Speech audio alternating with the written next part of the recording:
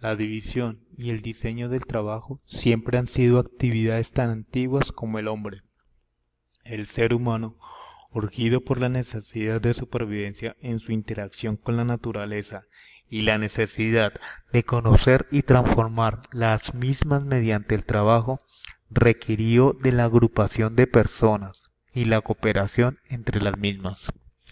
La división del trabajo se organizó en diferentes funciones por las necesidades de destinar quienes se encargarían de desarrollar determinadas actividades, como dedicarse a cazar, a pescar y a la agricultura. El hombre tuvo que aprender a través de su experiencia.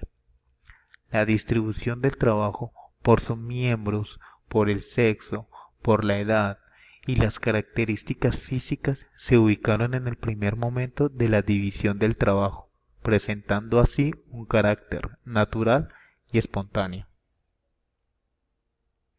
En los pasajes de la Biblia hay un ejemplo relacionado con el principio de la organización, en función del desarrollo de diferentes actividades, como en el caso en que Jetro, suegro de Moisés, ante las dificultades de este último para atender a su pueblo y dirimir a los pleitos, le recomendó escoger un grupo de hombres y distribuir esa función. Ahí se aprecia el carácter limitado del alcance de la dirección. Éxodo capítulo 18 versículos 13-26. Los historiadores reconocen los aportes y el tratamiento dado por la división del trabajo y los filósofos de la antigua Grecia. Dentro de ellos se pueden mencionar a Sócrates, Aristóteles y en especial a Platón. Platón reconoció en la doctrina sobre la división del trabajo varias categorías y las clasificó por partes del alma. Las clasificó de la siguiente forma. Primero, parte racional, y corresponde a la categoría de los gobernantes y filósofos. La segunda, la parte afectiva, y esta categoría fue enfocada hacia los guerreros y artesanos, entrenados para cumplir perfectamente su oficio. Estas formulaciones muestran el abordaje de la interrelación hombre-trabajo, desde épocas tan tempranas del desarrollo del pensamiento filosófico, expresando asignación del trabajo sobre la base de las diferencias individuales y otras categorías. Durante la Edad Media se caracterizó por adquirir un carácter prácticamente hereditario, condicionado al estatus de la clase, la elección y las posibilidades del desempeño de unas actividades determinadas. Así, los oficios pasaban de manos de sus padres a sus hijos. Una de las características de esta época es el desarrollo del trabajo artesanal. La escuela clásica de la organización científica del trabajo surge como el intento por parte de Frederick Winslow Taylor. Su indicador de abordar científicamente el proceso administrativo recurre sobre la base del análisis del trabajo.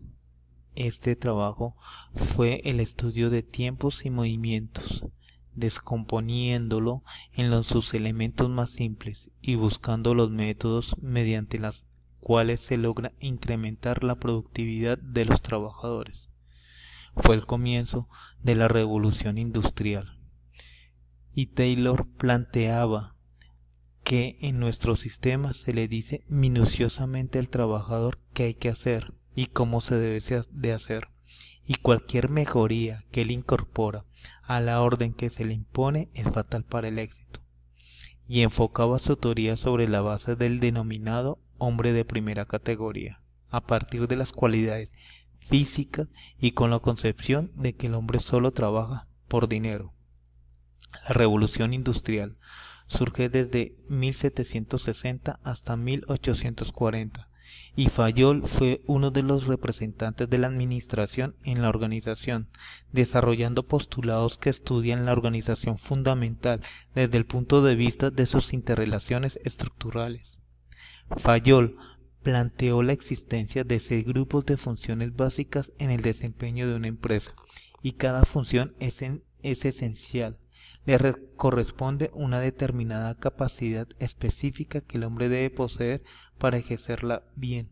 Esas funciones básicas son las técnicas, las comerciales, las financieras, las de seguridad, las contables y las administrativas. En 1942, Parker, que formula los principios de la coordinación como aspectos básicos en el proceso administrativo, en el que tiene un papel preponderante las relaciones interpersonales y la comunicación, hace énfasis además de la necesidad de la participación de directivos y subordinados en la planeación de tareas. La Escuela de Relaciones Humanas es un viaje radical en el centro del objeto de estudio de la administración y como reacción a la escuela clásica fue la denominada Escuela de Relaciones Humanas, la cual coloca al factor humano como el eje central, concibiendo fundamentalmente el trabajo como homo social. En dicha corriente obviamente existió una intensa participación de la psicología, al colocar al factor humano como objeto de estudio. Esta escuela se sustentó en los archiconocidos experimentos de Hawthorne realizados por Elton Mayo. Elton Mayo y los experimentos de Hawthorne buscan las condiciones materiales para mejorar la productividad y se encontraron también que las relaciones interpersonales actúan en el mundo del trabajo. El modelo burocrático surge en la década de los años 40, representando un nuevo giro en la administración.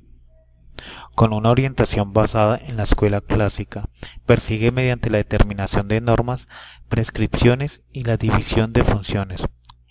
Lógicamente, esta no debe interferir dentro de las emociones del desempeño laboral. Sin embargo, se puede valorar la incidencia del factor humano dentro de esta escuela en un análisis que realizó el sociólogo Max Weber sobre los tipos de sociedad y antigüedad al clasificar en tradicional, carismática, irracional, legal o burocrática. El modelo burocrático se desarrolla con la concepción mecánica de la organización, de dirección, de la producción y el trabajo. En la década de los 50 surge la teoría estructuralista, que trata de corregir el esquematismo de la teoría burocrática, en el sentido de incluir y valorar aspectos relacionados con la incidencia del factor humano, abordando aspectos tales como la correspondencia entre la organización formal e informal, entre los objetivos de la organización y los objetivos personales, y entre los estímulos materiales y sociales. En esta misma década también surge la teoría neoclásica.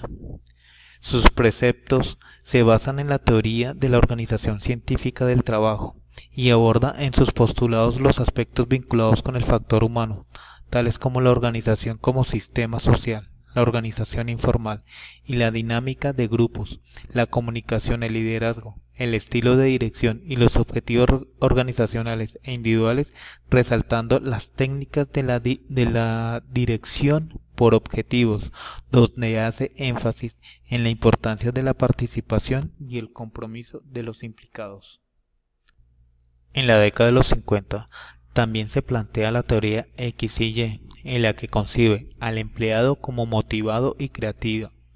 Resulta evidente el papel representado por el psicólogo en dicha tendencia al ver sus principales representantes, donde la teoría enmarca el énfasis del factor humano y el funcionamiento de la organización como un todo, tratando aspectos marcada en la orientación sobre el mejoramiento de los procesos. Además, también en esta década se realizaron enfoques sistemáticos influyendo sobre el trabajo y las organizaciones. Estas sientan las bases de los sistemas sociotécnicos que tienen la importancia de combinar los factores tecnológicos y los factores sociales. Estos factores dentro de los sistemas sociotécnicos y el diseño de Caros busca concentrar en un todo interrelacionado. Hay elementos técnicos del proceso de trabajo que surgen a partir de la década de los 60 del siglo XX y subsistemas que hasta el momento se están realizando en las organizaciones actualmente. Los enfoques de sistemas sociotécnicos tienen una gran aplicación en la organización del trabajo, organización de la producción y los servicios, organización de la dirección y el diseño de cargos, lo que se traduce en metodologías que tratan de resolver la motivación, la satisfacción laboral y la relación interpersonal. En la década de los 60 el desarrollo organizacional se fundamenta por grupos científicos del comportamiento, psicólogos y consultores de empresas, y tienen su centro en el estudio del crecimiento planificado de las organizaciones. En su base se encuentran los trabajos realizados sobre los grupos de entrenamiento, los entrenamientos de sensitividad, así como concepciones de la biología sobre la evolución de los organismos vivos y la dinámica del cambio. También en su seno se creó un grupo de técnicas propias tales como el desarrollo de equipos, suministros de información adicionales, análisis transaccional, reuniones de comportamiento, tratamiento de conflictos intergrupales, laboratorios de sensitividad, el proceso del cambio y la gran utilización de los enfoques actualmente se están utilizando en la administración. El diseño de cargos con enfoques superespecializados traen una situación en el ritmo de trabajo, que son tareas monótonas, repetitivas, que producen efectos negativos sobre la motivación y la actitud de los empleados, que a su vez repercuten desfavorablemente en la productividad. La teoría del enriquecimiento del puesto pone al hombre en el centro del diseño del cargo e identifica 4 dimensiones en su actividad: la variedad, la autonomía, la identidad con la tarea y el feedback. Todo esto comenzó en la década de los 60. La fórmula de la década de los 70 es la teoría de las organizaciones como un sistema social, elaborando una concepción sobre la participación y la cooperación, en la cual da vital importancia a las relaciones sociales, así como también aborda aspectos relacionados con las características personales del individuo en función de las tareas a desempeñar.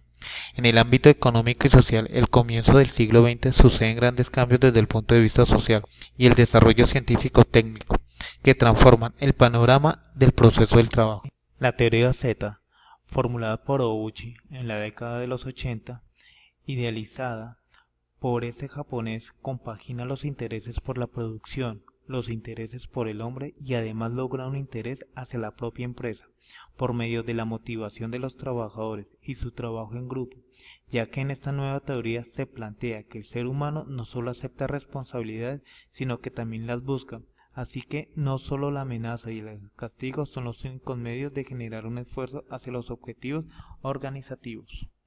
El término de recursos humanos, en 1990, es el conjunto de políticas y prácticas necesarias para dirigir los aspectos de los cargos gerenciales relacionados con las personas o recursos humanos, incluidos desde el reclutamiento, selección, capacitación, recompensas y evaluación de desempeño. Este término lo utilizó Puchol en 1994. Los cambios ocurridos en los últimos años en las distintas esferas de la vida social y la necesidad de lograr niveles de competitividad sostenida han incidido en la determinación de los factores esenciales en la búsqueda de ventajas de competitividad que les permita alcanzar cada vez niveles superiores de desempeño. Esto ha llevado a colocar en el centro de todo proceso organizacional al ser humano. Así, hoy día se habla de que el hombre es el principal activo y ventaja estratégica de una organización, y se introducen nuevos términos como capital humano, capital intelectual, potencial humano, planteando que la sociedad futura es la sociedad del conocimiento. Estos elementos afianzan la necesidad de contar con los medios adecuados para proveer a las organizaciones de personal capaz de enfrentar los retos del desarrollo actual y perspectivos de la sociedad.